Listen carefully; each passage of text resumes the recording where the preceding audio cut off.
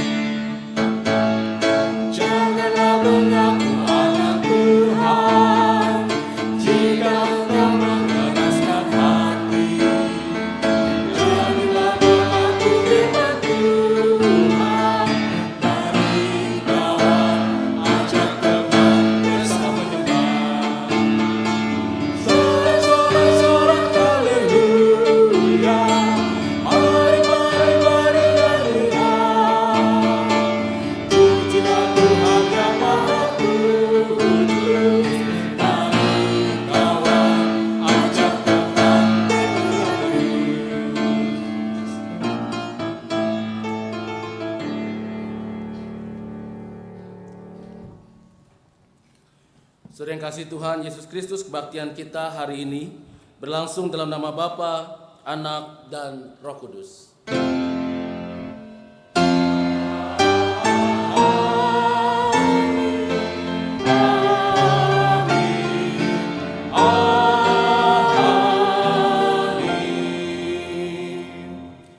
Kasih karunia dan damai sejahtera dari Allah Bapa kita dan dari Tuhan kita Yesus Kristus menyertai saudara sekalian.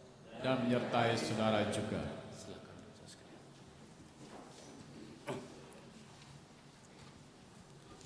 Terima kasih Tuhan Yesus Kristus. Mari kita menyiapkan Injil Yohanes pasal 17 ayat 15 sampai dengan ayat 17 sebagai kata pembuka atau nas yang membuka ibadah kita hari ini. Dalam Injil Yohanes pasal 17 ayat 15 sampai 17 dikatakan demikian. Aku tidak meminta supaya engkau mengambil mereka dari dunia, tetapi supaya engkau melindungi mereka daripada yang jahat. Mereka bukan dari dunia, sama seperti aku bukan dari dunia. Kuduskanlah mereka dalam kebenaran. Firman-Mu adalah kebenaran.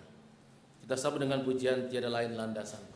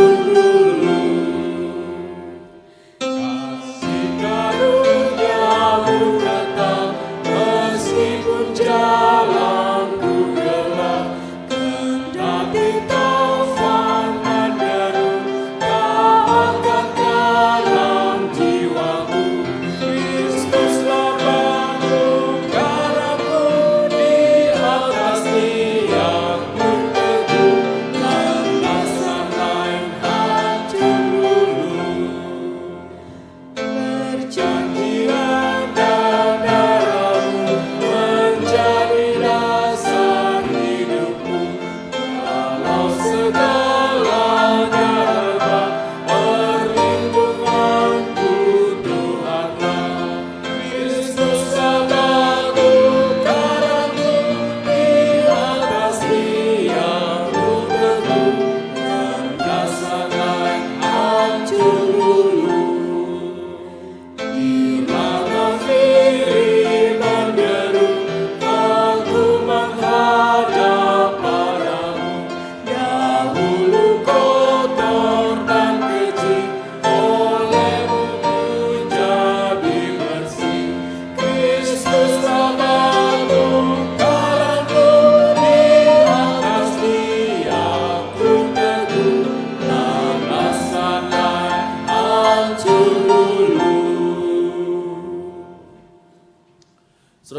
kita mengambil waktu sejenak untuk menaikkan doa pengakuan dosa kita kepada Tuhan. Mari kita mengakui dengan segala kerendahan hati kita untuk mengakui segala dosa kita. Mari kita berdoa. Bapa Surgawi, kami menyadari sepenuhnya bahwa kami adalah umat pilihan Tuhan. Kami ada dalam dunia ini, tetapi Tuhan memanggil kami untuk tidak serupa dengan dunia ini. Tuhan memanggil kami bersikap sebagai murid di tengah dunia ini. Dan karena Tuhan meminta kami menjadikan Kristus, Tuhan kami sebagai landasan kehidupan yang kokoh. Tetapi ya Tuhan, dalam hidup harus kami akui dengan jujur bahwa kami tidak selalu dalam setiap langkah hidup kami, perbuatan kami menjadi terang yang menerangi kehidupan banyak orang sekitar kami dan menjadikan Tuhan sebagai landasan hidup kami. Dan karena itu ya Tuhan, seringkali kami dengan mudah jatuh dalam berbagai macam dosa.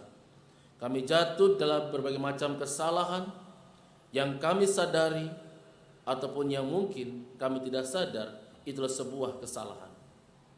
Bapa Surgawi, dampak dari sebuah dosa yang diperbuat ialah hubungan kami yang kurang baik, kurang harmonis dengan anggota keluarga, dengan rekan-rekan kami, rekan sepelayanan kami, dan orang-orang yang ada dalam kehidupan kami. Ampuni kesalahan kami ya Tuhan, dan mampukan kami untuk memperbaiki sikap dan tingkah laku kami. Mampukan kami ya Tuhan dengan pertolongan Roh Tuhan yang kudus untuk membuat hidup kami lebih baik, lebih benar, lebih sempurna seperti yang Tuhan inginkan. Sehingga walaupun kami ada di tengah dunia ini, kami memperlihatkan sikap sebagai orang-orang yang berlaku sebagai murid di tengah dunia ini. Bapa di surga, inilah doa kami. Dalam Kristus kami sudah berdoa. Amin.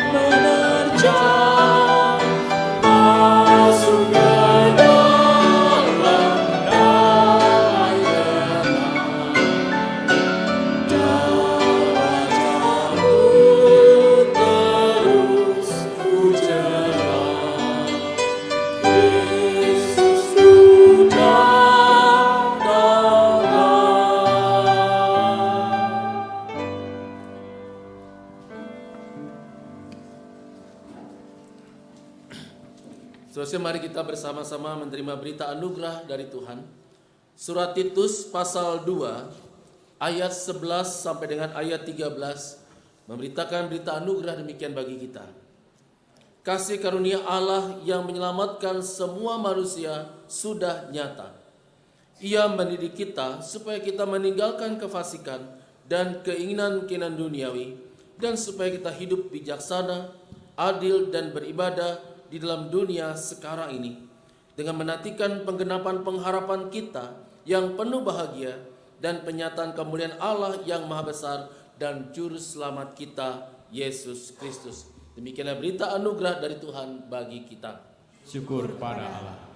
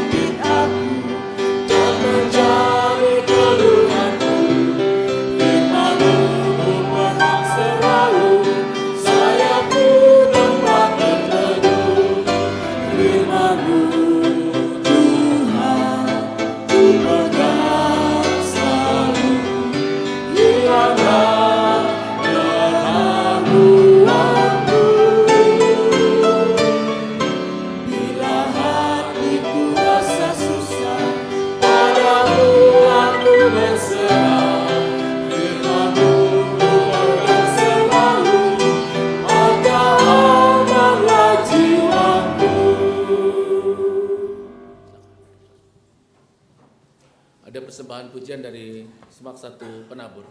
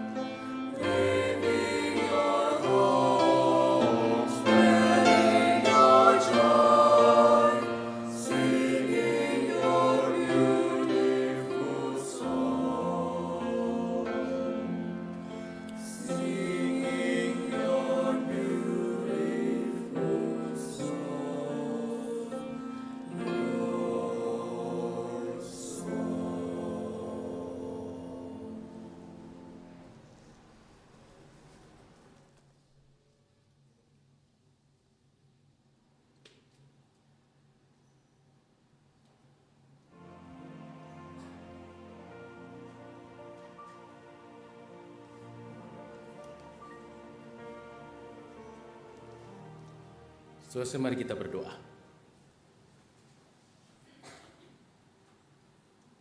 Ya Tuhan, kami sudah siap untuk mendengar suara Tuhan.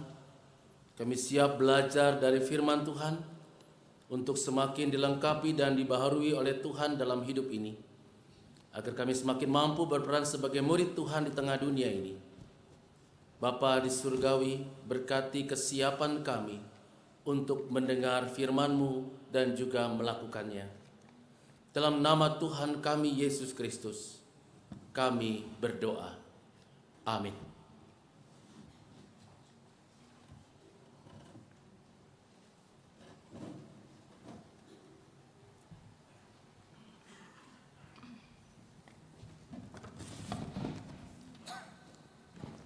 Bacaan pertama dari Kisah Para Rasul 1 ayat 15 sampai ke 17.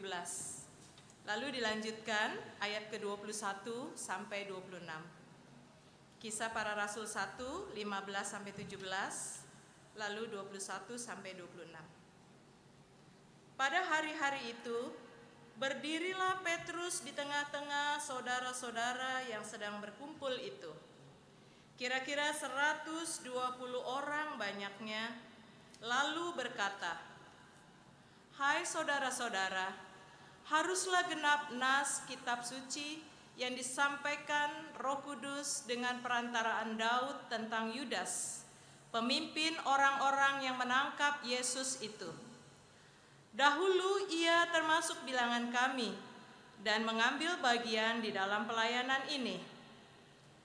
Lalu kita lanjutkan ayat yang ke-21.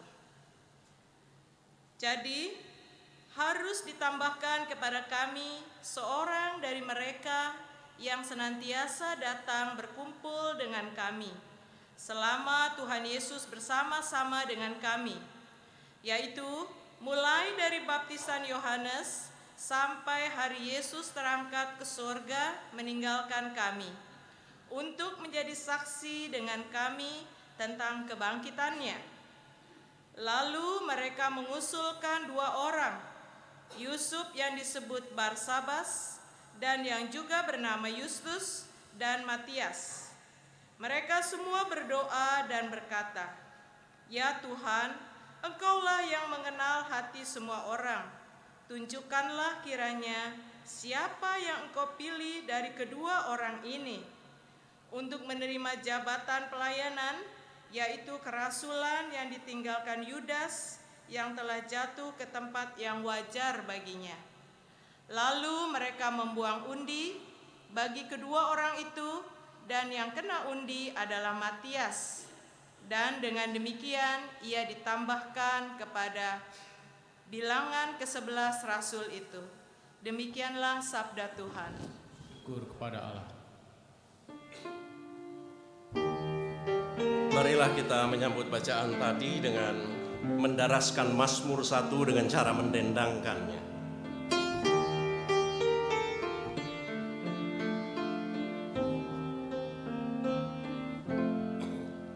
Bahagialah setiap orang yang sukai Taurat Tuhan, yang tekun merenungkannya baik siang maupun malam. Bahagialah setiap orang yang sukai Taurat Tuhan, yang tekun merenungkannya baik siang maupun malam. Bahagialah yang tak mengikuti nasihatnya orang-orang fasik, tak berdiri di jalan pendosa, menghindari pencemooh. Bahagialah setiap orang yang sukai Taurat Tuhan, yang tekun merenungkannya baik siang maupun malam. Dia bagaikan pohon yang ditanam di tepi aliran air berlimpah, kan berbuah lebat pada musimnya, yang daunnya takkan layu. Bahagialah setiap orang yang sukai Taurat Tuhan, yang tekun merenungkannya baik siang maupun malam. Tak begitu jalan orang fasik, seperti sekam ditiup angin, takkan tahan dalam penghakiman di kumpulan orang benar. Bahagialah setiap orang yang sukai Taurat Tuhan, yang tekun merenungkannya baik siang maupun malam. Jalan orang benar dikenal Tuhan, apa yang dibuatnya berhasil. Berbedalah jalan orang fasik, kan menuju kehancuran. Bahagialah setiap orang yang sukai Taurat Tuhan, yang tekun merenungkannya baik siang maupun malam.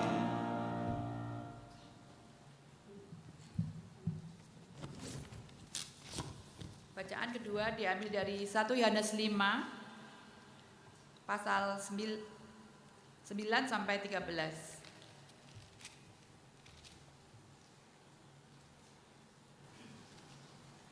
Kita menerima kesaksian manusia, tetapi kesaksian Allah lebih kuat. Sebab demikianlah kesaksian yang diberikan Allah tentang anaknya. Barang siapa percaya kepada anak Allah, ia mempunyai kesaksian itu di dalam dirinya. Barang siapa tidak percaya kepada Allah, ia membuat dia menjadi pendusta, karena ia tidak percaya akan kesaksian yang diberikan Allah tentang anaknya. Dan inilah kesaksian itu, Allah telah mengaruniakan hidup yang kekal kepada kita, dan hidup itu ada di dalam anaknya. Barang siapa memiliki anak, ia memiliki hidup. Barang siapa tidak memiliki anak, ia tidak memiliki hidup. Semuanya itu kutuliskan kepada kamu, supaya kamu yang percaya kepada nama anak Allah tahu bahwa kamu memiliki hidup yang kekal. Demikianlah firman Allah. Syukur kepada Allah. Berikutnya saudara sekalian kita membaca Injil Yohanes pasal 17 ayat 6 sampai dengan ayat 19. Yohanes pasal 17 ayat 6 sampai 19. Aku telah menyatakan namamu kepada semua orang yang engkau berikan kepadaku dari dunia. Mereka itu milikmu, dan engkau telah memberikan mereka kepadaku, dan mereka telah menuruti firman-Mu. Sekarang mereka tahu bahwa semua yang kau berikan kepadaku itu berasal daripadamu. Sebab segala firman yang kau sampaikan kepadaku telah kusampaikan kepada mereka, dan mereka telah menerimanya. Mereka tahu benar-benar bahwa aku datang daripadamu, dan mereka percaya bahwa engkaulah yang telah mengutus aku. Aku berdoa untuk mereka.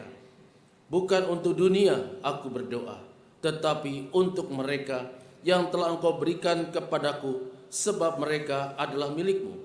Dan segala milikku adalah milikmu, dan milikmu adalah milikku, dan aku telah dipermuliakan di dalam mereka. Dan aku tidak ada lagi di dalam dunia, tetapi mereka masih ada di dalam dunia.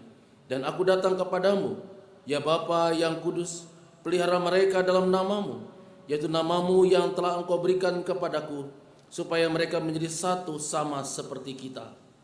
Selama aku bersama mereka, aku memelihara mereka dalam namamu, yaitu namamu yang telah kau berikan kepadaku. Aku telah menjaga mereka, dan tidak ada seorang pun dari mereka yang binasa, selain daripada dia yang telah ditentukan untuk binasa, supaya genaplah yang tertulis dalam kitab suci. Tetapi sekarang Aku datang kepadamu dan aku mengatakan semua ini sementara aku masih ada di dalam dunia, supaya penuhlah sukacitaku di dalam diri mereka. Aku telah memberikan firman-Mu kepada mereka, dan dunia membenci mereka, karena mereka bukan dari dunia, sama seperti aku bukan dari dunia. Aku tidak meminta supaya Engkau mengambil mereka dari dunia, tetapi supaya Engkau melindungi mereka daripada yang jahat. Mereka bukan dari dunia, sama seperti aku bukan dari dunia. Kuduskanlah mereka dalam kebenaran. Firman-Mu adalah kebenaran. Sama seperti Engkau telah mengutus aku ke dalam dunia, demikian pula aku telah mengutus mereka ke dalam dunia.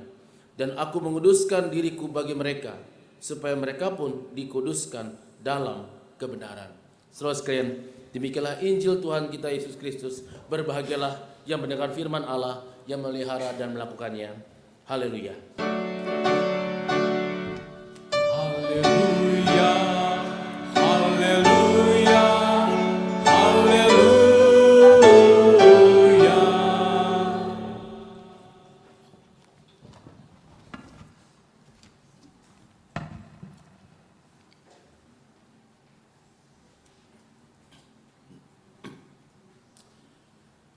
Saudara sekalian, di Amerika Serikat ada sebuah tempat yang sangat kokoh, sangat aman, saudara sekalian. Sangat terlindung dan menjadi tempat perlindungan yang kokoh. Tempat itu bernama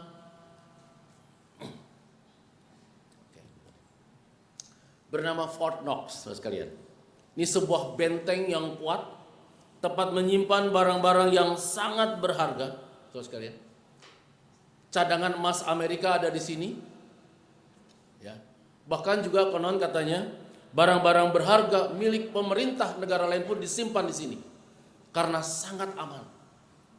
Berlian-berlian dari milik negara-negara tertentu yang sangat indah, yang tak ternilai harganya, disimpannya di sini. Nah, saudara sekalian, ini benteng yang kuat dan kokoh, tempat menyimpan cadangan emas Amerika dan harta berharga bangsa-bangsa lain, saudara sekalian. Tetapi saudara sekalian, tempat ini, tempat berlindung yang aman ini, bukan tempat yang ramah bagi manusia. Bisa dibantu? Ya. Ini tempat berlindung yang aman, tetapi bukan tempat yang ramah bagi manusia pada umumnya. Kenapa ini tidak ramah? Padahal tempat yang sangat aman, terlindung, saudara sekalian. Sebab kalau saudara dan saya bukan bagian dari orang-orang yang ditugaskan di situ, saudara sekalian, maka sebab itu saudara datang langsung saudara ditembak. Perintah bagi tentara yang menjaga tempat itu adalah orang yang tidak punya izin masuk langsung tembak di tempat. Tapi tempat yang sangat teraman, terlindung. Siapa yang di situ sangat terlindung. Tapi kalau saudara bagian dari kelompok ini masuk ke situ, saudara diterima dan saudara aman, dapat tempat perlindungan yang sangat aman. Nah, saudara sekalian, ini bukan tempat berlindung yang aman bagi manusia, karena kalau saudara datang saudara akan ditembak kalau bukan bagian dari tempat ini. Nah, tempat ini dijaga oleh tentara yang siap menembak siapapun yang mencoba masuk. Selanjutnya, ya, siapapun yang mencoba masuk, kecuali mereka yang diutus oleh negara. Ini sangat terbatas, hanya orang-orang pilihan yang boleh masuk ke situ, dan hanya orang-orang yang ditunjuk oleh negara yang bisa mendapatkan perlindungan di situ. Tapi umumnya saudara sekalian, ini tempat yang sangat terpisah, memisahkan diri dari kelompok manusia. Ini di tempat yang sangat terlindungi, terpencil, jauh dari keramaian, jauh dari kontak manusia. Dan kalau saudara bukan bagian dari itu, saudara akan ditembak mati bila berada di situ. Ini tempat yang kokoh tetapi tidak ramah lingkungan, saudara sekalian. Nah, saudara sekalian, sangat berbeda dengan apa yang digambarkan dalam doa Tuhan Yesus, saudara sekalian. Doa Tuhan yang menggambarkan yang lain. Tuhan adalah tempat berlindung yang aman bagi semua orang. Kalau tadi tempat yang sangat terbatas, tapi dalam doa Tuhan Yesus katakan, Tuhan adalah tempat berlindung yang aman bagi semua orang. Tuhan adalah Allah yang ramah pada siapapun yang mau datang kepadanya. Dan Allah yang diberitakan dalam Kristus adalah Allah yang siap melindungi mereka yang datang kepadanya. Ini berbeda, sama-sama aman, sama-sama kokoh, saudara sekalian. Tetapi yang satu tidak ramah kepada manusia. So kalau bukan bagiannya, saudara ditembak. Jika yang satu Tuhan kita dalam gambaran doa Tuhan Yesus, tempat berlindung yang aman, tapi tempat berlindung yang ramah, yang siap menyambut semua orang dan akan melindungi semua orang yang datang kepadanya. Yesus berdoa bagi para muridnya, termasuk saudara dan saya sekarang ini, saudara sekalian. Yesus berdoa bagi para murid dan termasuk pada kita semua hari ini, agar menjadi pribadi yang kuat dan tegar dalam dunia sekarang ini, saudara sekalian. Ayat 15, aku tidak meminta supaya engkau mengambil mereka dari dunia ini. Tuhan tidak meminta kita lepas dari pergumulan dunia. Tuhan tidak mengambil kita lepas dari kesulitan hidup. Tetapi doa mengatakan supaya melindungi mereka dari yang jahat. Doa ini meminta kita untuk menjadi pribadi yang kuat dan tegar dalam dunia. Bukan melarikan diri dari dunia, melainkan tetap masuk dalam pergumulan dunia, masuk dalam pergumulan kehidupan seharian, masuk dalam pergulatan hidup sehari-hari dengan dasar iman kepada Tuhan yang tempat berlindung yang aman itu. Saudara sekalian. Saudara sekalian, berikutnya lagi. Doa Tuhan Yesus juga mendoakan agar para murid termasuk kita menjadi pribadi yang bersaksi bagi dunia. Kuduskanlah mereka. Karena firman-Mu adalah kebenaran supaya mereka masuk ke dalam dunia. Artinya doa Yesus tidak hanya mengatakan, aku melindungi, aku tempat yang aman bagimu. Tetapi juga Tuhan mengatakan, jadilah pribadi yang dapat bersaksi bagi dunia. Dalam kesaksian hidup kita sehari-hari. Dalam pergulatan kita, dalam pergumulan kita. Dalam keseharian kita yang punya kesulitan, punya persoalan, punya tantangan, punya kesukacitaan, kebahagiaan sendiri. Nah di dalam suasana hidup itu mari kita diajak oleh Tuhan. Bagaimana menjadi pribadi yang bersaksi akan iman kita kepada Tuhan. Dengan tetap berada dalam dunia, saudara sekalian, Yesus mengutus kita untuk menyampaikan kabar baik tentang Allah. Dengan menjadi terang dan garam istilah Tuhan. Dalam Injil Matius pasal 5, kamulah garam, kamulah terang. Jadi dengan tetap berada dalam dunia, Yesus mengutus kita. Di tengah segala pergumulan kita, kesukacitaan kita, kebahagiaan kita, pergulatan hidup kita. Panggilan kita menjadi terang dan garam bagi orang-orang di sekitar kita. Yesus berdoa agar kita dimampukan oleh Tuhan mengatasi pengaruh buruk yang ada di sekitar kita agar kita mampu bersaksi dengan tepat. Jadi yang Tuhan sampaikan dalam doa buat saudara dan saya adalah sebuah doa yang tidak mengajak kita keluar dari dunia ini, lari dari dunia ini, lari dalam keputusasaan, tidak.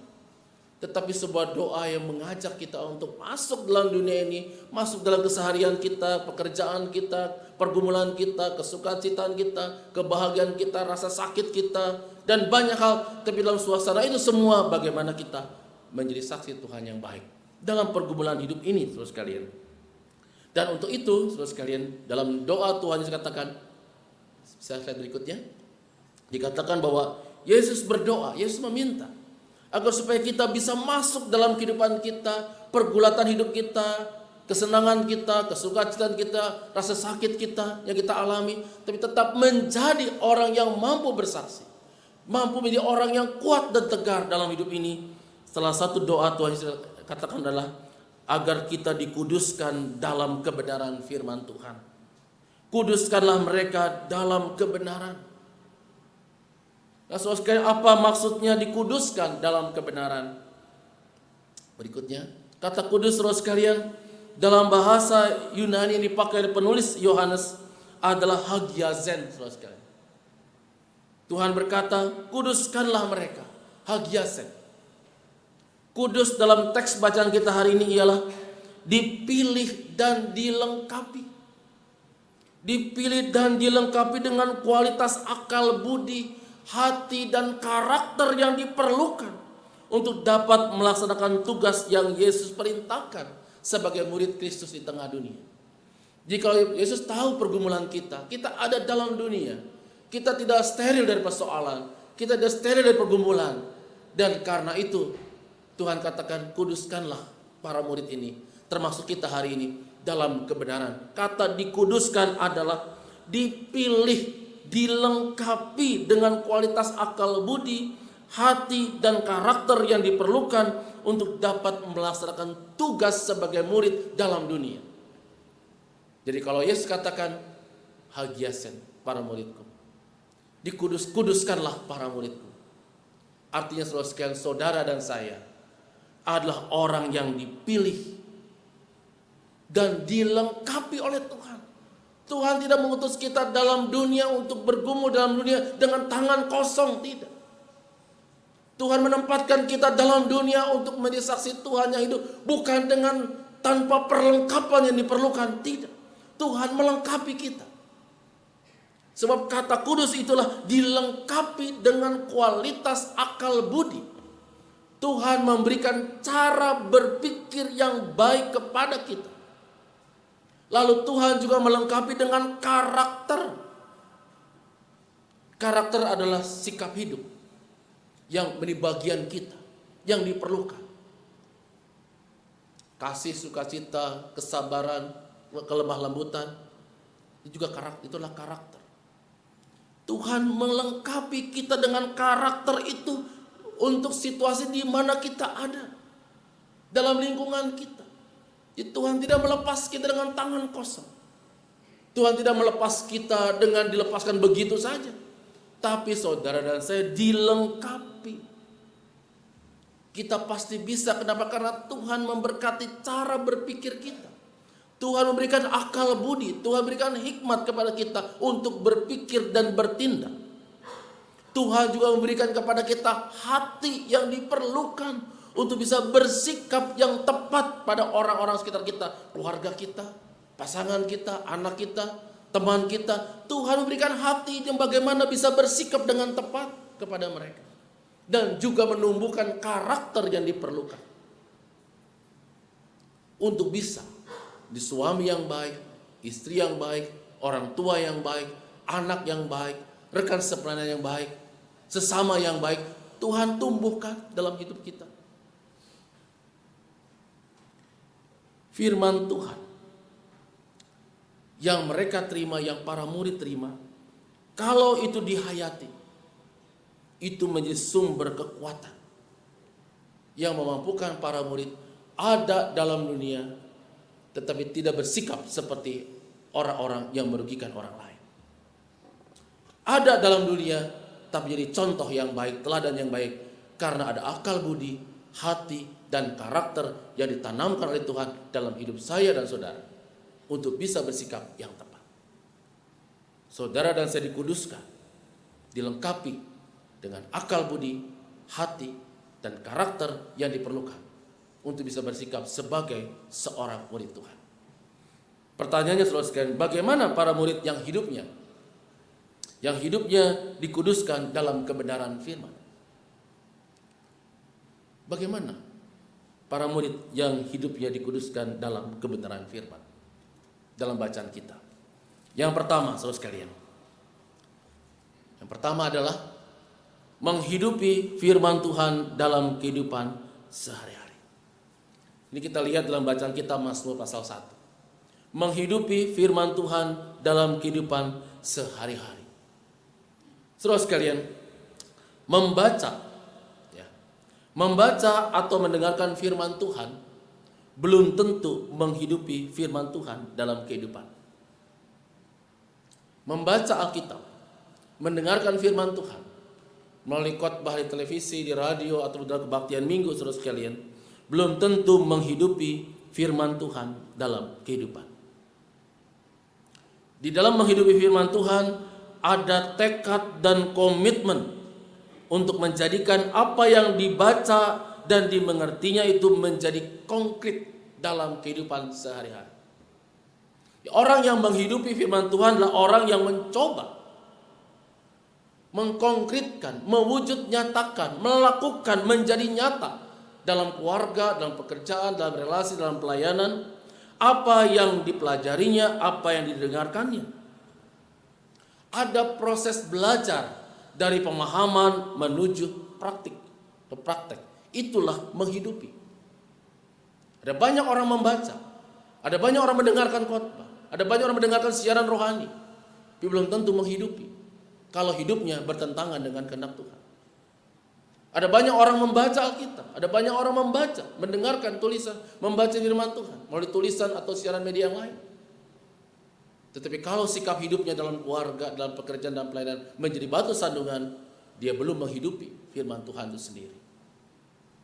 Menghidupi firman Tuhan lebih dari sekedar membaca atau mendengarkan. Tetapi apa yang dia baca, apa yang dia mendengarkan, yang dia pahami itu menuju pada praktik hidup sehari-hari. Slide berikutnya. Mazmur 1 ayat 2 sampai 3, lalu Mazmur 19 ayat 8 dan 9 berkata begini. Diberkatilah orang yang mengandalkan Tuhan, jadi tanam di tepi aliran air yang menghasilkan buahnya pada musimnya, saudara sekalian. Apa yang dikatakan dari gambaran tentang Mazmur pasal 1 ini, saudara sekalian?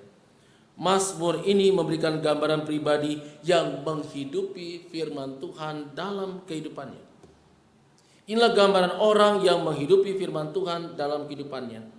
Berikutnya, mereka yang menjadikan firman Tuhan sebagai dasar dalam hidupnya digambarkan seperti pohon yang ditanam di tepi air, di mana airnya selalu segar dan menghasilkan buah pada musimnya. Nah, saudara sekalian, pernahkah kita melihat pohon yang ditanam di tepi aliran air itu daunnya layu? Pernahkah kita melihat bahwa ada pohon yang ditanam di tepi aliran air yang tidak tumbuh dengan subur? Umumnya pohon yang ditanam di tepi aliran air akan tumbuh dengan baik, dengan subur. Dan kalau itu pohonnya ada buahnya, dia akan berbuah dengan lebat, dengan baik. Kalau ada pohon ditanam di tepi air tapi dia mati, berarti pohon itu rusak. Nah, begitu juga dengan orang yang menghidupi firman Tuhan, yang memahami kemudian mempraktikannya, mendengar mempraktikannya. Dikatakan dalam Mazmur itu, dia seperti pohon yang ditanam di tepi air yang tetap hijau daunnya pada musim kemarau. Ini sebuah gambaran orang yang menghidupi firman Tuhan, yang betul-betul mencoba memahami, yang mau dikuduskan dalam firman. Kata dikuduskan kan dilengkapi dengan hati, akal budi, dan karakter dari firman. Benar-benar mau menghidupinya, mau belajar. Kemarin itu gambaran situasi hidup yang penuh gejolak, kesulitan, tantangan. Tapi orang yang mencoba menghidupi firman Tuhan dikatakan tetap hijau, tetap kuat. Kenapa? Karena dia tahu ada tempat berlindung yang aman, yang ramah itu, yang dia bisa datang ke situ dan dia bisa mengambil kekuatan kehidupan, air kehidupan itu dari Tuhan sendiri. Tetap kuat. Orang yang berlindung pada Tuhan, yang meminta kekuatan dari Tuhan, itulah orang-orang yang seperti pohon di tepi aliran air. Firman Tuhan itu memberikan bimbingan dan arahan. Berikutnya, firman Tuhan itu indah, memberikan bimbingan dan arahan bagi kehidupan. Siapa berpegang padanya pasti menciptakan kehidupan yang baik bagi dirinya dan bagi orang sekitarnya. Mazmur 19 ayat 8-9. Firman Tuhan itu sempurna. Orang yang berpegang padanya mendapat hikmat dari firman itu.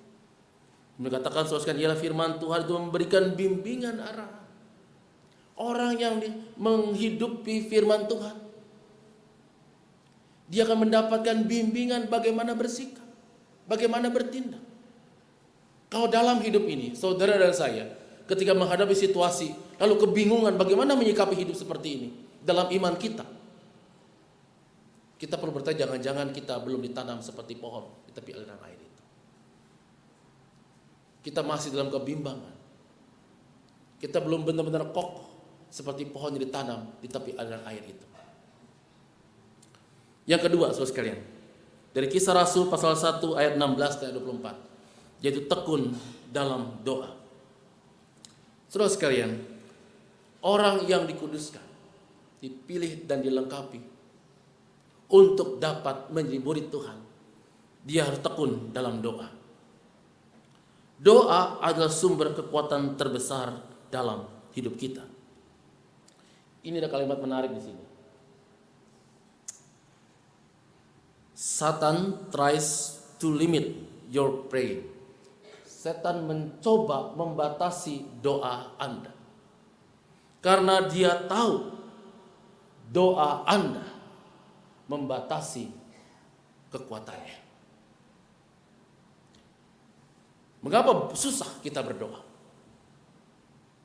Mengapa? Itulah godaan. Karena setan tahu loh tulisan ini. Doa kita membatasi kekuatannya. Doa itu sumber kekuatan terbesar dalam hidup kita. Saudara sekalian, dalam hidup kita tidak lepas dari berbagai persoalan dan cobaan. Hidup kita ini rapuh sebenarnya, mudah jatuh. Dan karena itu saudara sekalian, supaya kita nggak jatuh dalam dosa, dalam kesalahan, kita butuh bantuan Tuhan. So, tanpa bantuan Tuhan tidak mungkin kita bertahan. Kekuatan doa tidak dapat dijelaskan, tetapi dapat dirasakan. Siapa bisa menjelaskan kekuatan doa secara matematis? Siapa bisa menjelaskan kekuatan doa secara rinci? Tapi pengalaman hidup setiap orang menunjukkan bahwa kekuatan doa itu bisa dirasakan. Ketika kita bergumul dalam kesulitan, dalam ketakutan, dalam kecemasan, dalam kesukacitaan, kebahagiaan, ketika kita berdoa, kok ada yang lain dalam hidup kita? Kok ada yang lain dalam diri kita? Ketika dalam ketakutan, kecemasan berdoa, kok ada kekuatan baru? Tidak dapat dijelaskan secara akal, tapi dapat dialami. Doa itu kekuatan terbesar yang Tuhan berikan buat saudara dan saya. Supaya tetap menjadi orang yang dikuduskan dalam kebenaran. Ada dalam dunia, tapi dia bersikap menjadi orang-orang betul sandungan. Semakin kita tekun dalam doa, semakin membatasi kekuatan si jahat untuk menjatuhkan saudara dan saya. Para murid ketika harus memilih siapa yang akan menggantikan Yudas, apa yang pertama kali mereka lakukan? Mereka datang pada Tuhan dalam doa, meminta hikmat Tuhan dalam doa, meminta Tuhan menunjukkan apa yang harus mereka lakukan. Di dalam kebingungan mereka, di dalam kecemasan mereka, para murid datang dalam doa. Tidak bisa dijelaskan, tapi teks mengatakan dapat dialami kekuatan doa itu, sehingga para murid bisa mengatakan, pilih Matias. Dua calon ini pasti sama baiknya, sama tekunnya, sama setianya,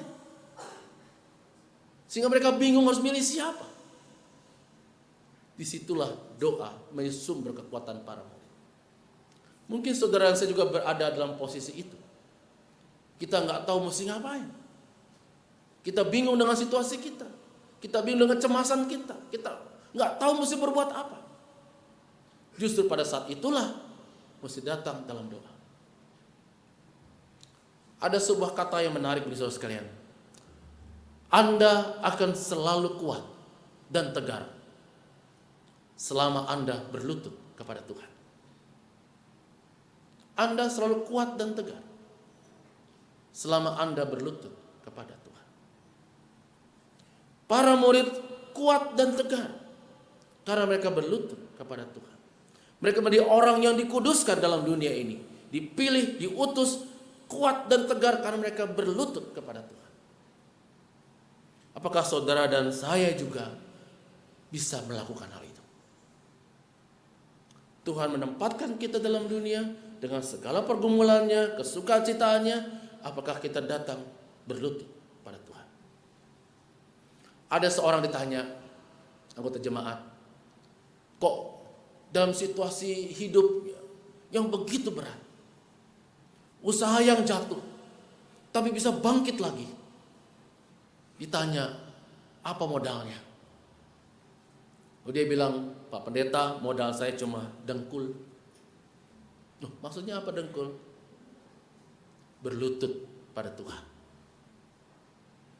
Ketika usaha saya jatuh tahun 98, ketika kesulitan begitu hebat, modal saya untuk bangkit cuma dengkul ini. Berlutut pada Tuhan dan berdoa. Tuhan tunjukkan mesti berbuat apa dalam situasi seperti ini. Kuatkan saya agar saya tidak jatuh dalam kesalahan. Melakukan apa yang buruk dalam hidup ini. Saya tetap tegar sebagai murid Tuhan dan menapaki hari esok dengan baik. Modal saya cuma dengkul, Pak Pendeta. Bisa dijelaskan secara rasio, secara akal budi? Tidak. Dapat dialami, dirasakan. Saudara pasti punya pengalaman yang sama seperti itu. Pengalaman yang lain, pengalaman kuasa doa dalam hidup saudara. Tak bisa dijelaskan, tapi bisa dialami dengan baik kuasanya.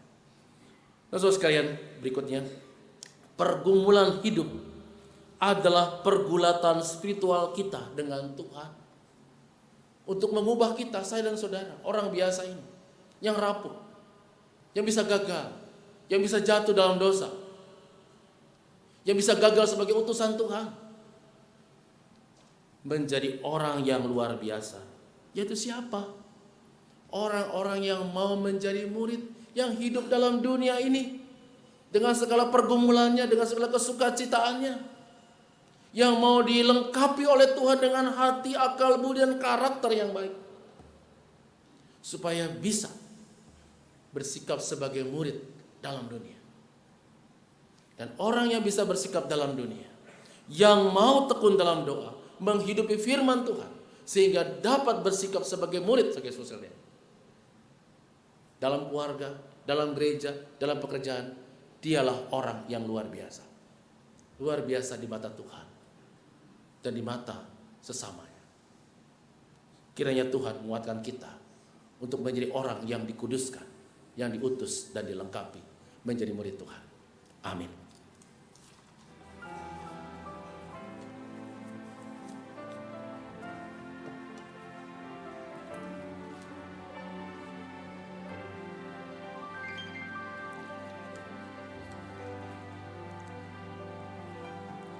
Saudari Putri akan menaikkan pujian.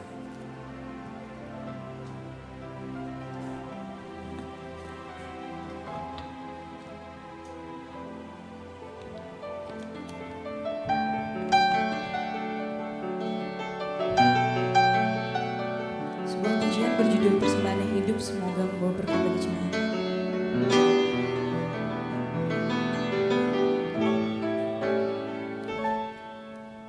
Perjalanan yang ku lalui,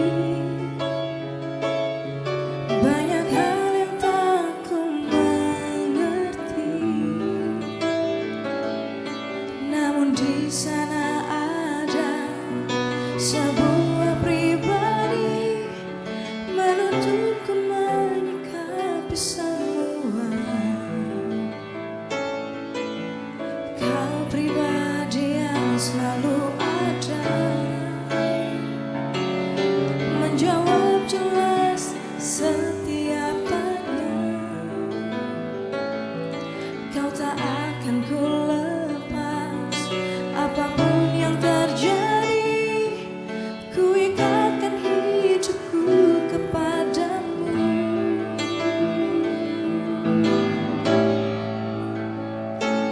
Takkan ku meninggalkan kasihku yang semula kepadamu, penyelamatku.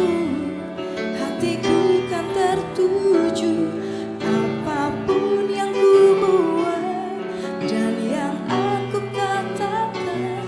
Kerajaanmu nyatalah, hidup ini ku bawa sebagai persembahan yang hidup.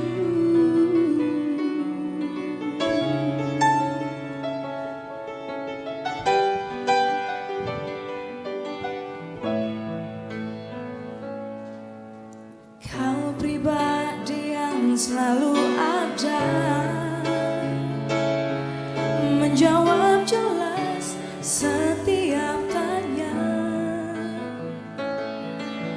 tak akan ku lepas apapun yang terjadi. Ku ikatkan hidupku kepadamu.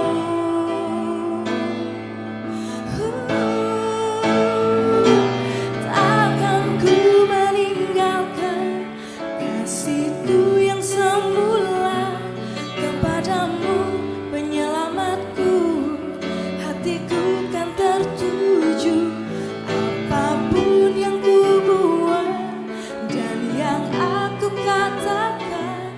Kerajaanmu nyatalah, hidup ini ku bawa sebagai persembahan yang hidup.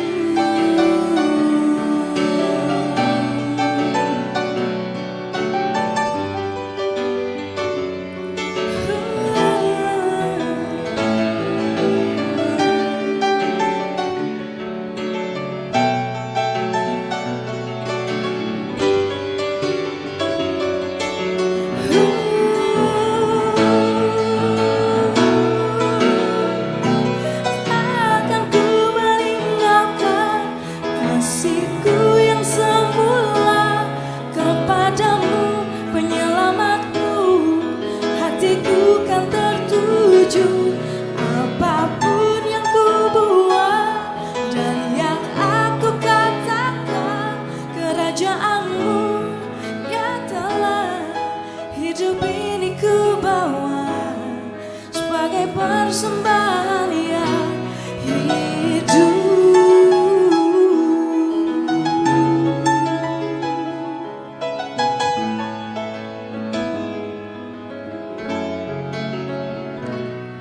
Ku ikatkan hidupku, ku ikatkan hatiku kepadamu, penyelamatku.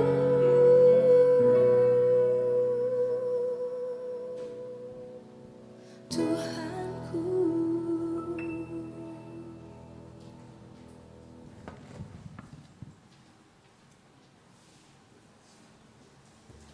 Kami undang umat untuk berdiri. Marilah bersama dengan umat di masa lampau, masa kini, dan masa mendatang mengingat pengakuan pada baptisan kita menurut pengakuan iman rasuli.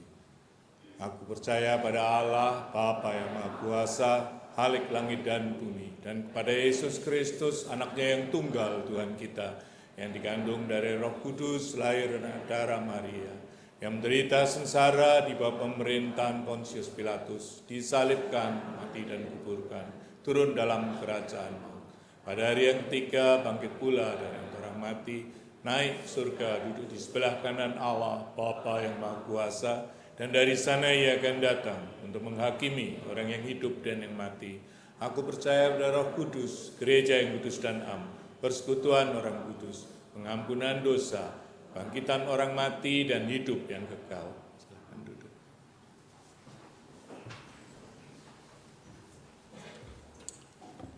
Seterusnya mari kita menaikkan doa syafaat kita. Saya memberi kesempatan pada saudara untuk berdoa secara pribadi. Doakanlah orang-orang yang saudara kasihi, yang saudara kenal, yang membutuhkan dukungan doa hari ini. Berdoalah kepada Tuhan bagi mereka. Mari kita berdoa secara pribadi.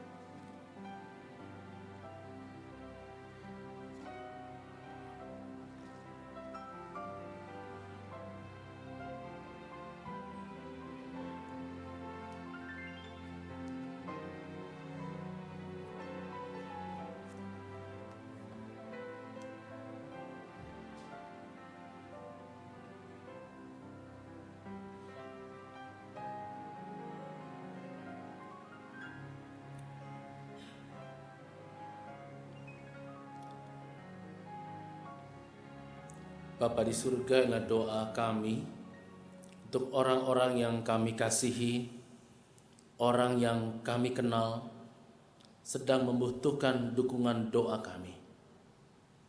Kami percaya Tuhan akan memberikan apa yang diperlukan oleh setiap pribadi yang kami doakan saat ini.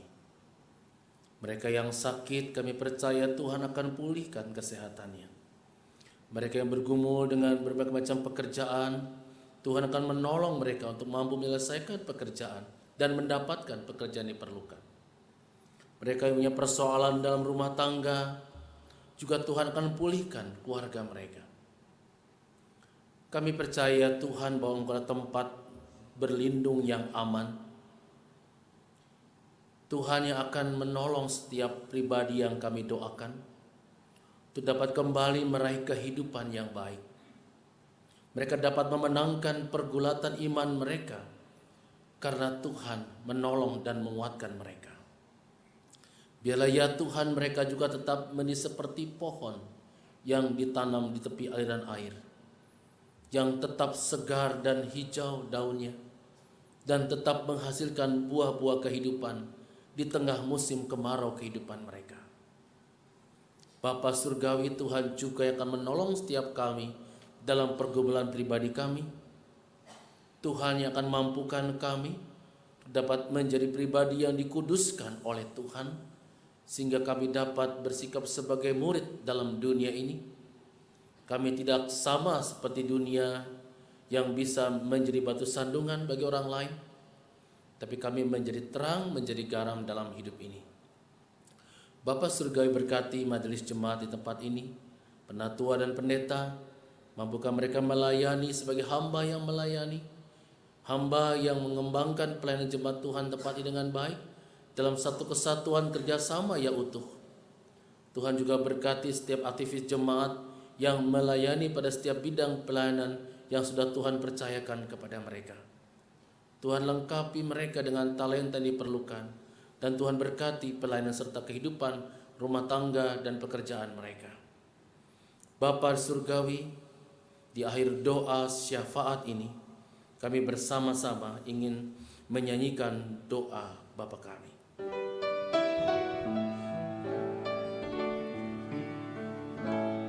Bapa kami yang ada di surga, dikuduskanlah nama-Mu, datanglah kerajaan-Mu, jadilah kehendak-Mu di bumi seperti di surga.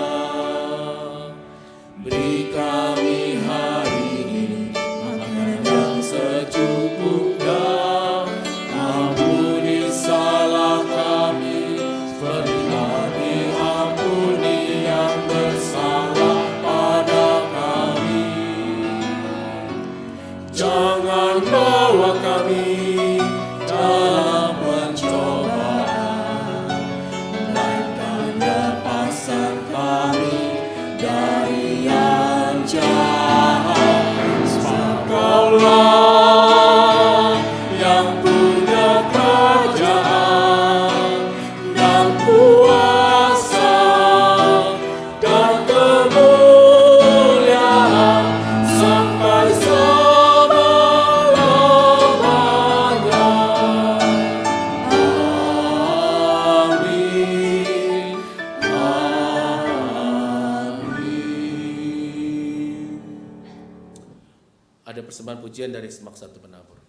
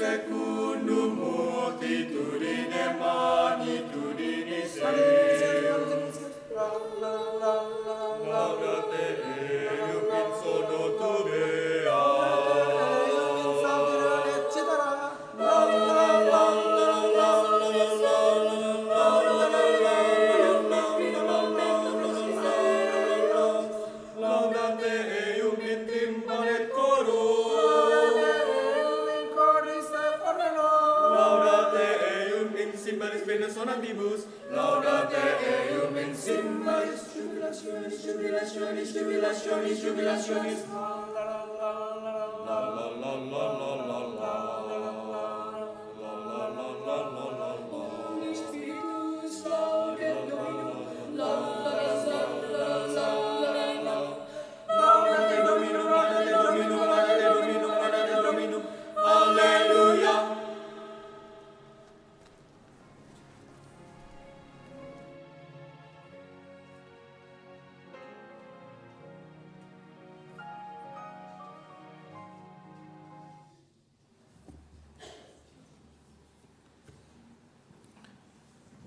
Mengantarkan persembahan pada pagi hari ini, kita akan membaca dari Amsal 28 ayatnya yang ke-27. Siapa memberi kepada orang miskin tidak akan berkekurangan, tetapi orang yang menutup matanya akan sangat dikutuki. Mari kita memberikan persembahan dengan iringan PKJ 150 bait yang pertama sampai 5.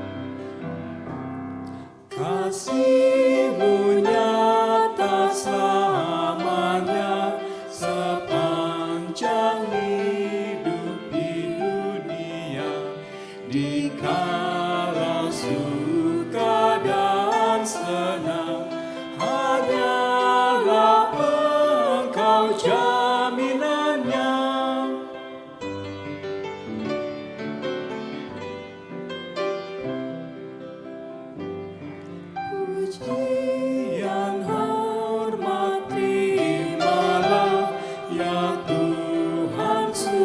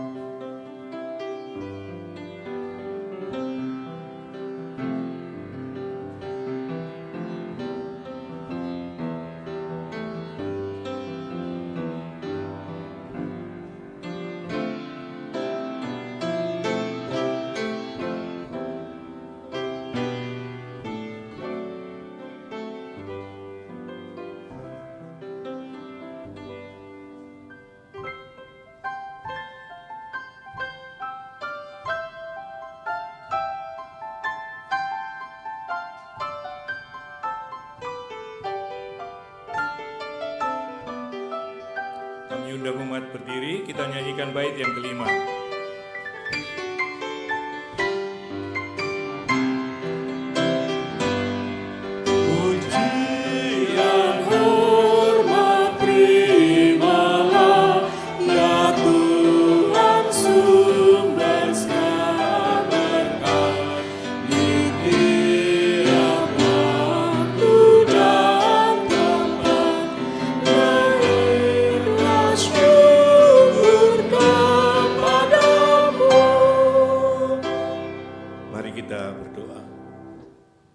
Tuhan Maha Besar, Bapa di dalam kerajaan surga, kami sungguh bersyukur penyertaan tangan kasih Tuhan yang boleh kami rasakan, berkat-berkat yang telah Tuhan berikan di dalam kehidupan kami.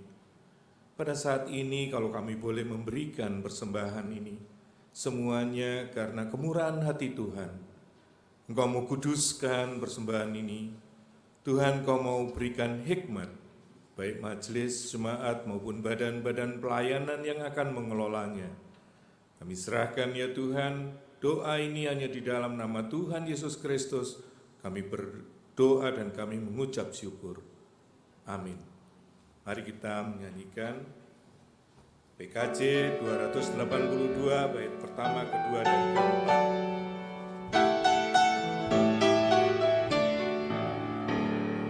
Tuhan tolonglah, bangunkan iman, pulihkanlah kasih yang remuk.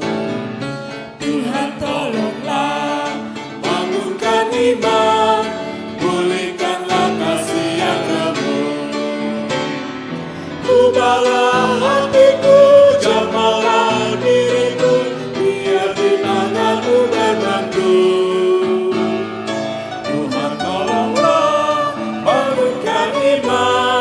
Pulihkanlah kasih yang remuk. Hati bersujud, jiwa menyembah, hidupku masyurkan kasih-Mu. Hati bersujud, jiwa menyembah, hidupku masyurkan kasih-Mu. Timpalah hatiku, layakkan diriku untuk kemuliaan nama-Mu. Hati bersujud, jiwa menyembah, hidupku masyurkan kasih-Mu.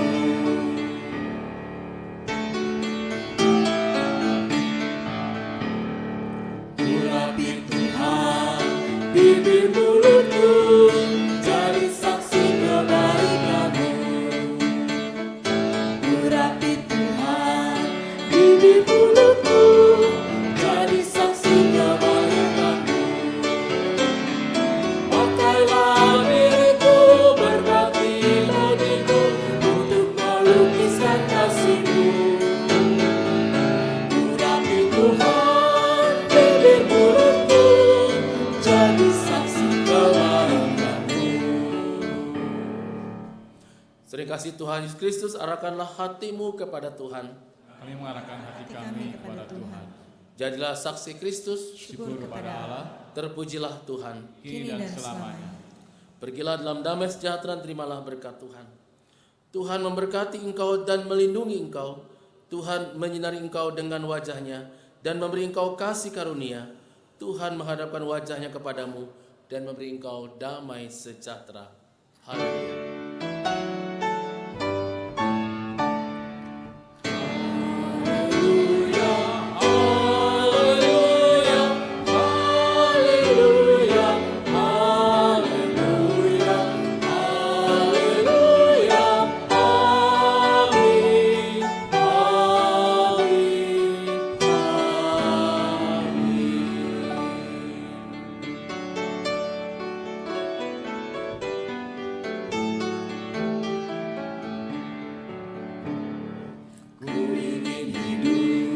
Ku rindu kerja, makin giat dan